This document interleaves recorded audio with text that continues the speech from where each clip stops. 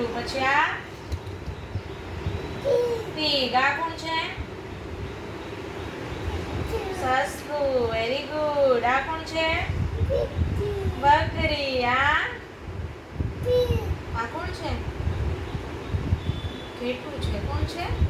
અધો પાણીનું બારીઓ. આ કોણ છે? ગાય છે. કોણ છે? આ બળદ છે. હા, ગાય બળદ છે. આ કોણ છે? અધો ભેંસ. કોણ?